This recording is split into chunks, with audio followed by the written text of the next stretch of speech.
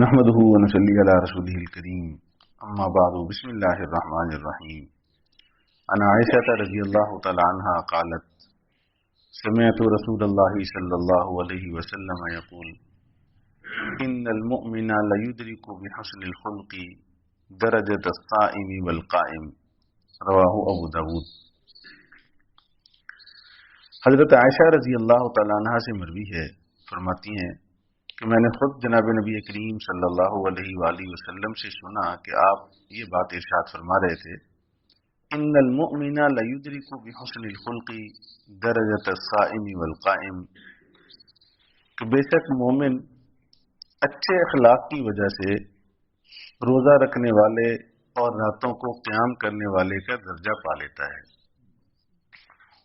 آپ دیکھیے اس روایت میں صرف ایک خصلت، ایک عادت اپنانے کی بنا پر کتنا بڑا اجر ہے کہ مسلسل روزہ رکھنے والا انسان اور راتوں کو قیام کرنے والا، پوری پوری رات نوافل تلاوت اذکار وہ اس کے چل رہے ہیں، اس سے بہتر ہے کہ یہ حسن خلق، اچھے اخلاق والا انسان۔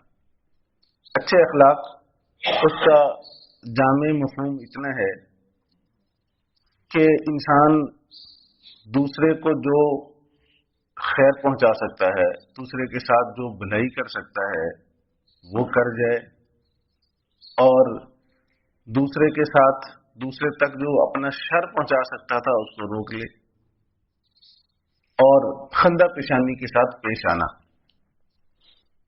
عربی زبان میں اس کو کہتے ہیں بذل المعروف و کف الاذی و طلقۃ الوجہ۔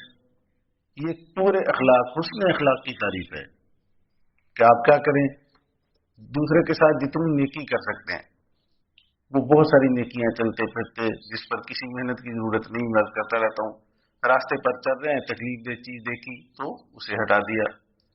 آپ کسی جگہ کھڑے ہو رہے ہیں، آپ نے اپنی سواری کھڑی کرنی ہے، اس انداز سے کھڑا کریں دوسرے کو تکلیف نہ ہو۔ راستے کی نیکیاں بہت ساری ہیں، اس سفر میں بہت ساری نیکیاں آپ کما سکتے ہیں، اس میں یہ مزاج ہو۔ آپ نے آہستہ چلنا ہے، آپ ایک سائڈ پہ چلیں، آپ گاڑی درمیان روڈ میں کیوں چل رہے ہیں؟ آپ سائیکل والے ہیں، آپ موٹر سائیکل والے ہیں، آپ ایک سائڈ پہ چلیں تاکہ دوسروں کو تکلیف نہ ہو۔ آج یہ تو باب ہی نہیں ہے ہمارے ہاں کہ یہ بھی کوئی نیکی ہے۔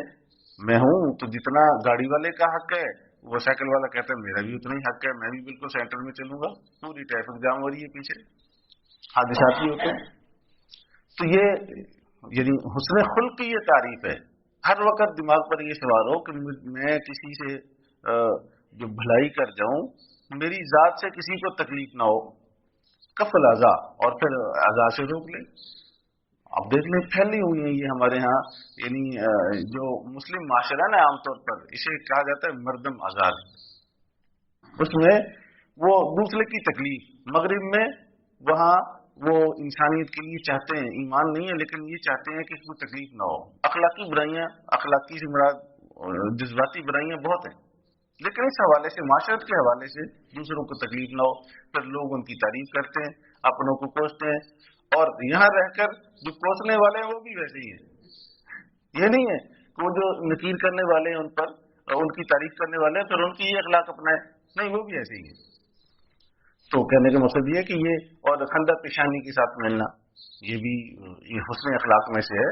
یہ اتنا عظیم درجہ ہے کہ ہم ہر وقت یہ سوچتے رہیں کسی سے بھلائی ہو جائے، میں کسی کی تکلیف کو دور کرنے کا ذریعہ بن جاؤں، میں جس سے ملوں تو خندہ پیشانی کے ساتھ ملوں۔